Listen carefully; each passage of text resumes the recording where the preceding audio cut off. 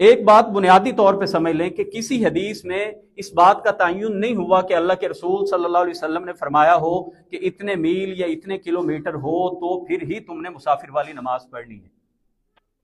اور جس بارے میں نبی پاک صلی اللہ علیہ وسلم کا صریحاً حکم نہ ملے اس میں آپ کو نظر آتا ہے اہل علم کا اختلاف ہوتا ہے، فقہا کا اختلاف ہوتا ہے۔ قرآن کی آیت تو بتاتی ہے کہ جو بھی تم سفر کرو، اسی لیے بہت سارے اہل علم نے یہ کہا ہے کہ جس کو آپ سفر سمجھیں اس کے لیے کوئی کلومیٹر کی حد مقرر نہیں کی گئی، وہ سفر ہے، آپ مسافر والی نماز پڑھ سکتے ہیں، کیونکہ قرآن کا حکم ہے وَإِذَا ضَرَبْتُمْ فِي الْأَرْضِ فَلَيْسَ عَلَيْكُمْ جُنَاحٌ أَن تَقْصُرُوا مِنَ الصَّلَاةِ۔ لیکن ایک قول یہ ہے جو حضرت انس رضی اللہ تعالیٰ عنہ کی روایت سے معلوم ہوتا ہے کہ نبی کریم علیہ الصلوۃ والسلام جب 3 میل یا 3 فرسخ کا سفر کرتے تو آپ قصر نماز پڑھا کرتے تھے، اور 3 فرسخ یہ 9 میل بنتے ہیں، اور 9 میل اگر موجودہ دور میں کلومیٹرز میں دیکھیں تو یہ تقریباً 20 سے 22 کلومیٹر بنتے ہیں۔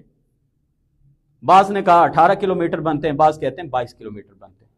تو حضرت انس کی روایت سے معلوم ہوتا ہے کہ نبی پاک صلی اللہ علیہ وسلم جب بھی 3 فرسخ یعنی 9 میل کا سفر کرتے تو آپ قصر نماز پڑھا کرتے تھے۔ ایک دوسرا قول جو امام ابو حنیفہ رحمۃ اللہ علیہ کا ہے کہ 48 میل کسی نے سفر کرنا ہو، 48 میل جو تقریباً 72 کلومیٹر بنتا ہے، کہ جس نے اتنا سفر کرنا ہو اور یہ سفر اس کی ابتدا ہوگی شہر کی حدود سے نکل کے تو وہ قصر والی نماز پڑھے۔ بہرکیف اس میں اگر کوئی صاحب یہ سمجھتے ہیں کہ نہیں میں نے تو تھوڑا سفر کیا ہے جی میں مسافر والی نماز نہیں پڑھوں گا، تو آپ کا اختیار ہے۔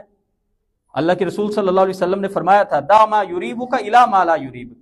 جو چیز تمہیں شک میں ڈالتی ہے اس کو چھوڑ کے وہ کام کر لو جو چیز تمہیں شک میں نہیں ڈالتی۔